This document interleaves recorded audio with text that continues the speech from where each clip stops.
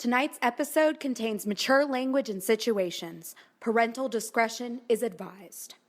Previously on the Harry Strange radio drama. Why haven't you stopped staring? I am not staring. You're much more impressed with yourself than anyone else in this room. Right, that's fine. Play hard to get. You'll come around. Where are you going? Put your clothes on. Relax, Toots. I'll get dressed. I want to get a shower first. Feel free to join me if you're feeling enthusiastic.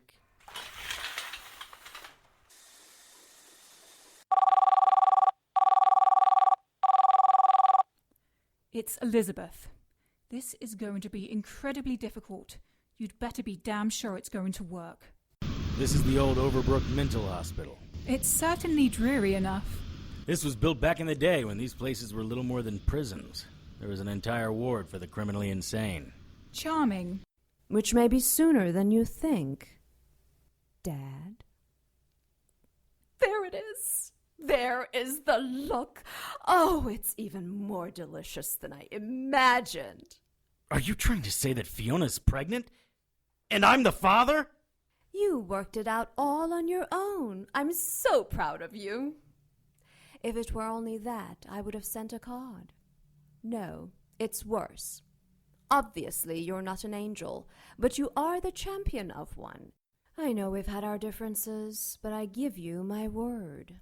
The angels, both dark and light, will do whatever it takes to stop your child's birth.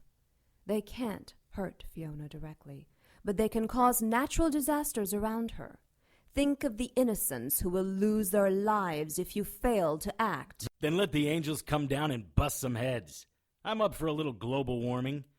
Probably time for a celestial reboot anyway. And you think I'm vile? Wait until you see the vileness of angels who've been let loose from their chains. Sodom and Gomorrah will look like a luxury neighborhood when the angels are finished. If there's nothing else, Lilith. You're turning your back on the humans you love so much?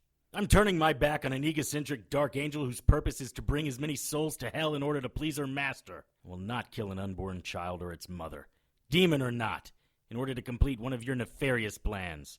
You do. You have to find my husband. There's an app for that. You're the reason my honey poo is gone. I don't know any honey poo. Get back or I'll shoot. No, you won't, you skinny little tramp.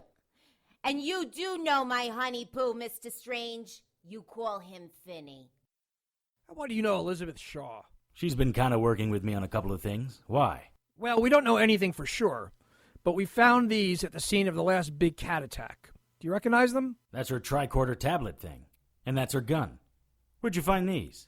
Remember the orphanage that blew up last year, Our Lady of Perpetual Sorrow? We think the giant jaguar's been making his home there. This stuff was in the corner along with other personal effects. Your card was tucked into her purse. What else was there? Just blood and body bits. CSU is going over the place with a microscope. Where are you going, Strange? I'm not finished talking about Joe the Butcher. I am. You know where to find me. And now.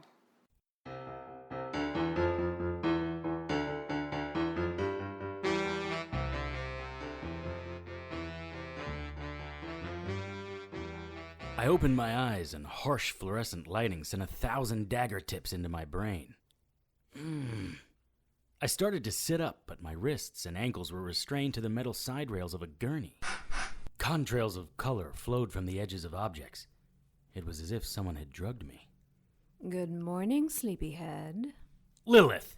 I should have known you were behind this. Unchain me. Oh, but darling, you look so delicious, all bound up like that. You're my gray-eyed, square-jawed truffle. Mama wants a taste. Get off of me. Don't fight it, darling. Look at those perfect pecs. Ouch! Stop pinching! Let me go, Lilith. Not Lilith. My name is Lizzie. You should know. You've screamed it enough times. What?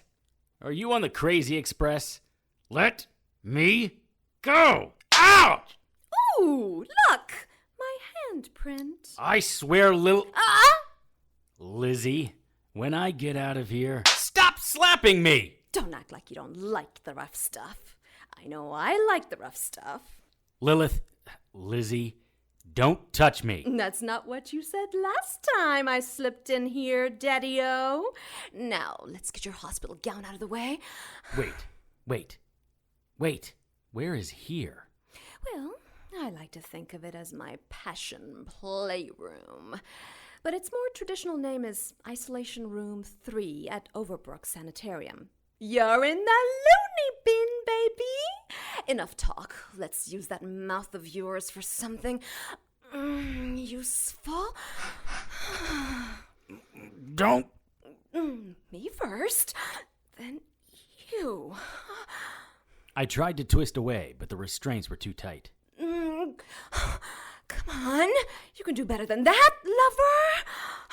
Stop slapping me! Silly man, what's the safe word? Ow! Safe word? I'm kidding.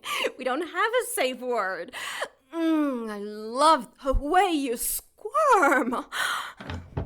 Someone entered the room, but I couldn't turn my head, and my view was obscured by Lizzie's thighs. Lizzie, get your skanky snatch off my man. I knew that voice. Someone pulled Lizzie off of me. I took a welcome breath. Let me go! It was my angel. Yes! Smite her, Gabriella! Send that demon back to hell! Wait a second. Did an angel of the Lord just say skanky snatch? You harlot! How dare you violate my trust? And who the hell is Gabriella, Gray Eyes? I'll cut that bitch too! Stop it, you lunatic nymphomaniac. You can't keep Strange to yourself. You have to share. Share? He's not a candy bar. I don't have to share, and I won't. He's mine. You're a rodeo clown. I am a goddess. He's chosen me 100 times over you. It's my name he calls out in the middle of the night. Only if he's having a night terror.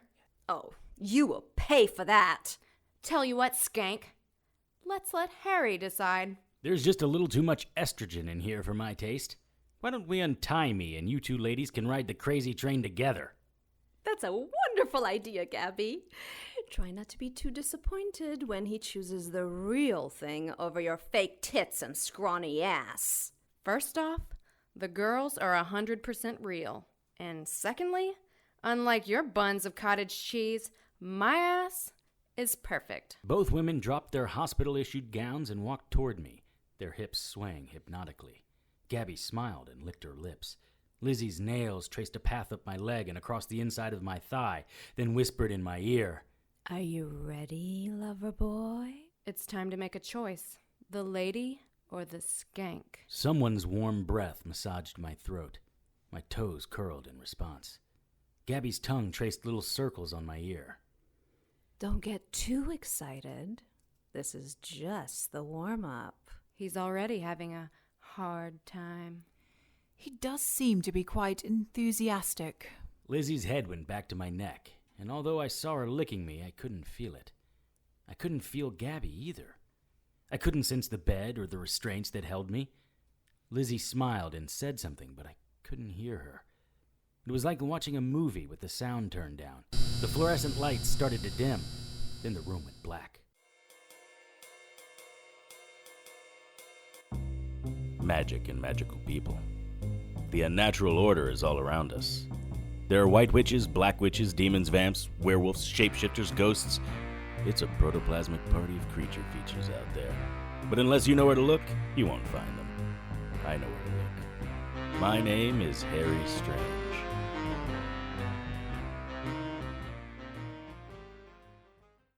I opened my eyes to total darkness. My body felt weightless, and I couldn't sense the boundaries of my flesh. It was as if I was floating in space. No, that's not right. It was as if I were space. I didn't have an ending or a beginning. I was everywhere, and I was everything. I was a spiritual being of metaphysical luminosity without form or limits. I was an infinite spirit, all-powerful and all-knowing. Whoa, what the hell am I saying? That was over-the-top grandiose even for me. The smell of Epsom salt slowly wafted over me. I tried to blink, but something was over my eyes. My sensation was returning, but I still felt like I was floating. I was floating in a giant tank of fluid. I pulled 2 devices off my eyes. They felt like a ping-pong ball that had been cut in half. I still couldn't see anything, but at least I could open and close my eyes again. I sat up and sunk chest deep into whatever this fluid was. I stood up fast and whacked my head into the top of the container. Needles connected my arm to rubber tubing. I jerked them out and started to feel along the wall. When you're like me, an immortal of sorts, there are few things that really scare you. Being entrapped and unable to die is almost at the top of that list. If this was an entrapment, someone had gone to a lot of trouble to make me comfortable. I found something. A door.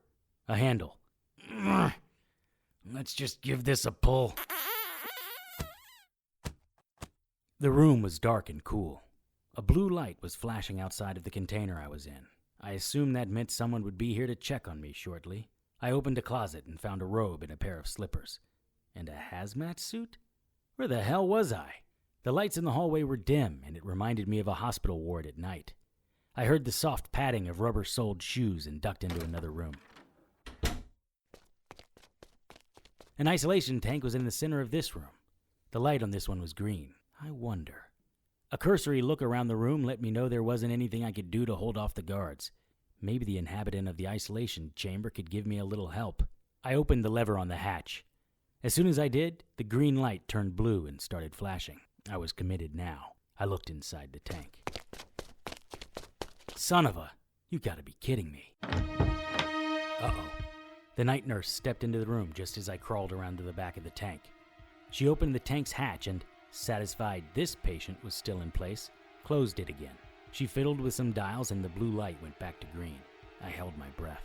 I couldn't see where she was, but I could hear those rubber soles. They moved closer. I thought about sliding to the other side of the tank, but she would hear me. She walked to the corner of the tank and stopped. If she leaned in a little bit, she would see me. Whew!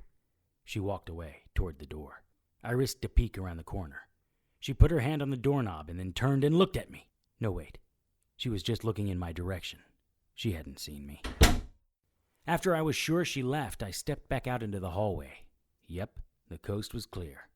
I turned down another hall and tried a door handle. It was locked. That didn't sound promising. My guess was the guards were looking for me. The next door was unlocked. I found a gym bag in the closet and a small pink sweatshirt and equally pink yoga pants. Unfortunately, not my size. I held my breath, trying to will the guards away with my mind. I picked up a head bust of Freud from the desk and positioned myself behind the door. The doorknob turned. A guard stepped partway into the room and looked around. He started to turn around when he noticed the gym bag on the floor. Crap. He walked over to it, leaving the office door open. He picked up the yoga pants and sniffed, then started rummaging through the gym bag. Great. The creeper guard was on duty. What the hell you doing, Rico? Put that down. We gotta find Strange. Jesus, man.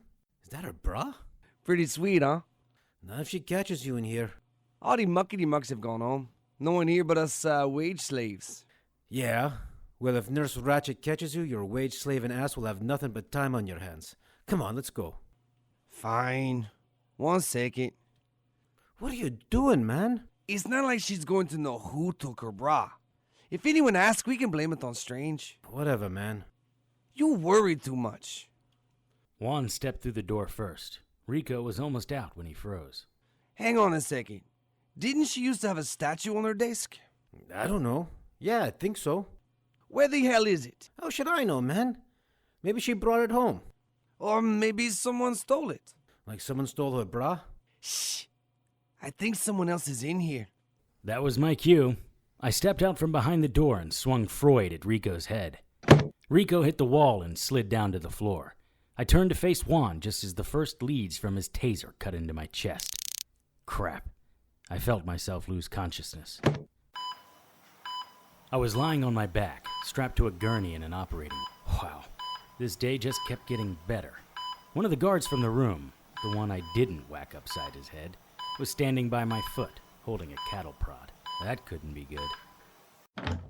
There was a commotion at the far end of the room. I lifted my head as far as I could, but all I could see was my rather short hospital gown. One of the nurses saw me and followed my gaze. In my defense, darling, it's a little chilly in here. Hello, Harry. Happy to see me? Elizabeth?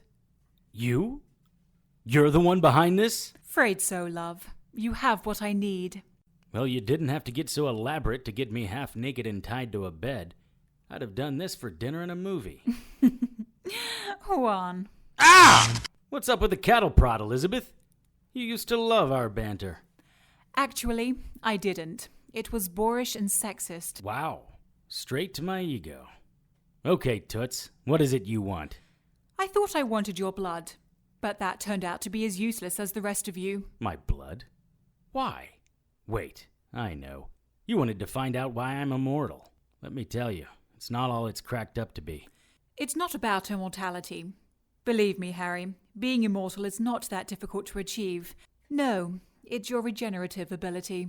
All you had to do was ask. My biology has nothing to do with it. It can't be isolated. You expect me to believe that some willowy spectre gifted it to you? That's the truth. Even if that's how you received it, there must be some trace, some anomaly we can find. For the past month, we've been running a battery of tests on you, and they've all come up empty. I've been here a month? 2, actually. The last thing I remember was heading to Our Lady of Perpetual Sorrow Orphanage. The Night Falls police found some of your belongings, and blood everywhere. I thought the Jaguar got you. Oh, Harry, you are so sad. You thought the Jaguar ate me? What were you going to do? Hunt it down and kill it. My hero. Everyone out. I want to talk to Strange, alone. Me too, ma'am. Yes, I think I can handle Mr. Strange. As you wish. Catch you later, Juan. Ah, shit! Damn it! Totally uncalled for. Oh, here. We found this on him. Really, Harry? My bra? You wouldn't believe me if I told you. What the hell is going on here? What happened at Our Lady of Perpetual Sorrow? I've been looking for you for over a year now. We almost had you at that orphanage a year ago, but that trollop rescued you just before we arrived. Trollop? What are you talking about? Ugh! Another arrow pierced me next to the other two. Nice grouping. I was starting to feel a little dizzy. Going down? That doesn't sound so bad. You're pretty tough when you have some secret sniper shooting harpoons, but like all demons, you're a coward when it comes to a little one-on-one action. Do you think you frighten me? I possess the power to rip your spine out and keep you alive while you flop around like the jellyfish. I could suck the marrow from your bones before your next heartbeat. I could... Good Lord, demon, do you ever shut up? Get on with it already. Lash was standing to my right, leaving me open for another arrow. I was trying to concentrate, but it was getting more difficult with each breath. Couldn't let her know. Lash extended her pointer finger in the air. We both watched her nail grow and sharpen into a 3-inch twisted razor blade. She traced a letter S in the air and then poked her fingernail through my face. Ah! Crazy demon! Your face will heal. Eventually. That's the best thing about you. You can take a licking and still keep healing. I am going to introduce you to levels of pain you've never encountered. And that's just the first hour. Ah! She stabbed me under my other eye. Oh, look. Tears of blood. No doubt the robes made my domina do the same. Let's see. Where should I stick my finger now? She was making an outline down my chest. The poison was making my brain fuzzy and my arms heavy. I had to take my shot soon. What a muscular chest you have, Mr. Strange. Do you think it's hard enough to withstand my nail? Can you feel that pressure? Oh, look, you're bleeding. I grabbed Lash and she started to fall towards me. She quickly reversed and tried to break my grip. She was strong. As Lash backpedaled away, she lifted me off the arrows. Her archer took another shot that flew high and to the right. She must have been worried about hitting Lash. Maybe those arrows were worse for demons. Let me go! I will kill you, Strange! Lash was stabbing my chest with her fingernail. My blood was spilling, but it wasn't pumping. A small but critical distinction. Still, though, it wouldn't be long before she hit something vital. I was holding on to her now just to minimize the damage from her hellish fingernail. My strength was draining faster than my blood. Oh, crap. I'm gonna hate myself for this in the morning. I don't know where Finney came from, and I sure didn't remember ever being so happy to see the little lawn gnome. His attack on Lash caught her by surprise, and that was all I needed. I twisted her arm and bent it the wrong way at the elbow, driving her face first into the salt and holy oil-coated wall. Finney, look out! I ducked behind the slab of cement, which was now red and black with Lash's wings. The archer was firing wildly. An arrow hit Finney in the leg, quickly followed by 2 more. He fell to his knees. 3 arrows in quick succession caught him in the chest. Strange, help me. I left the cover of the building in time to see Finney take 2 more arrows. It was difficult to move. I just wanted to sleep. He was crawling towards me. I grabbed his hand and he looked in my direction. An arrow slammed into the back of his head and pierced through his forehead. I hate you, Strange. An arrow struck me in the chest, driving me backwards into the wall.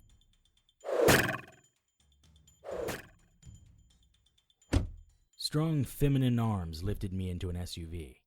I tried to struggle, but my arms and legs weren't listening. Where's my friend? Shh. We need to get out of here. I think the archer is reloading. Just sleep, my pretty. Let Fiona take care of everything.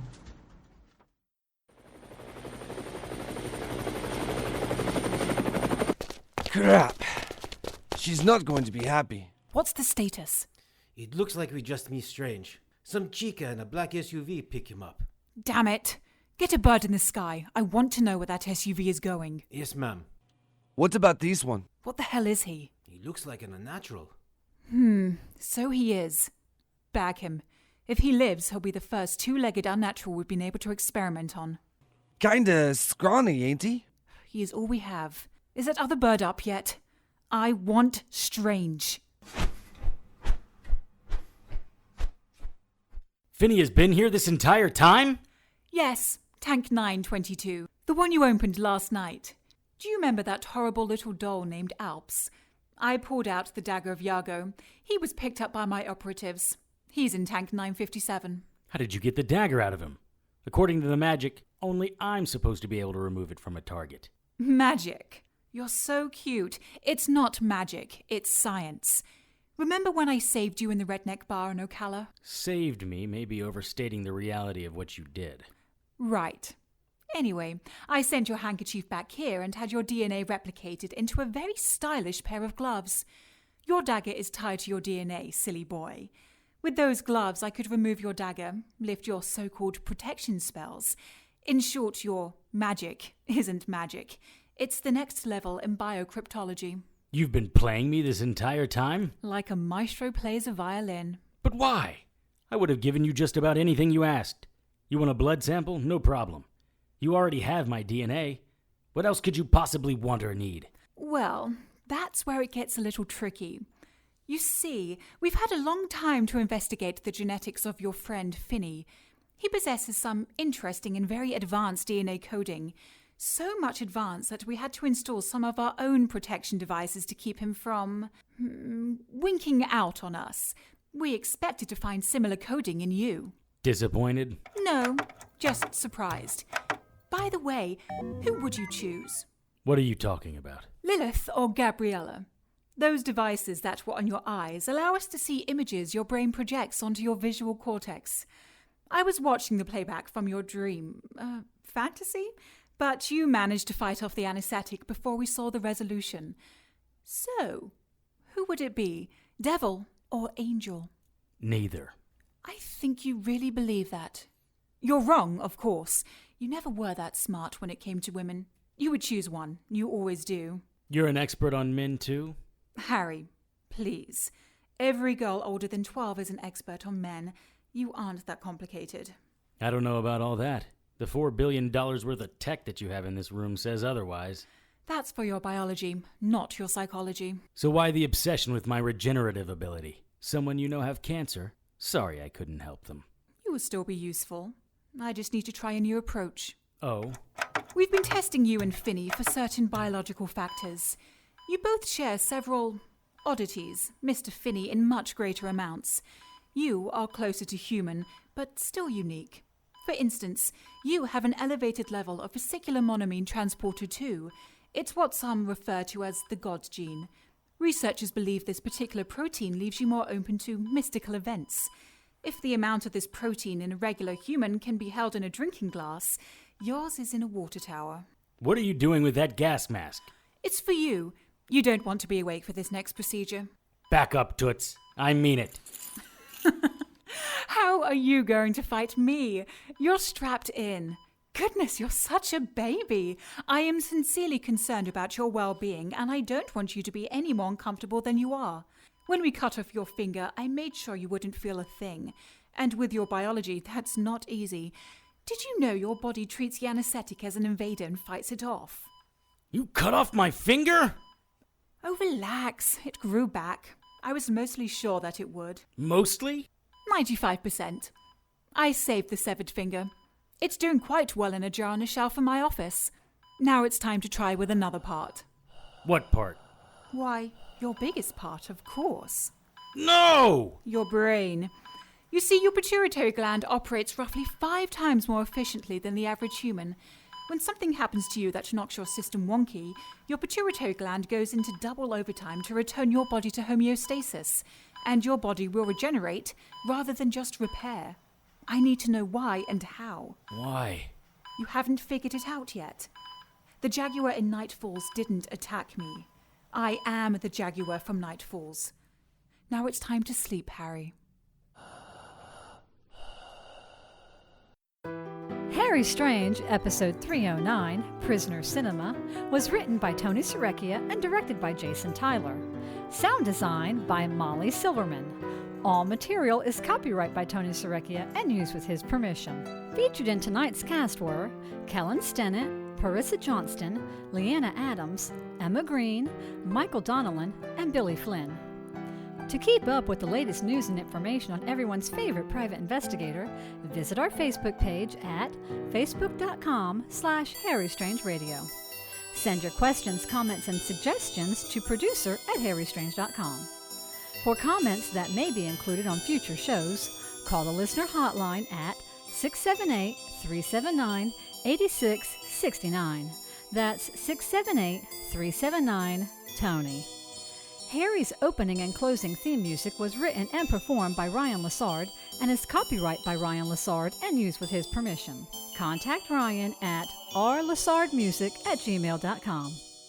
Incidental music was written and performed by Kevin MacLeod and is copyright by Kevin MacLeod and used with his permission.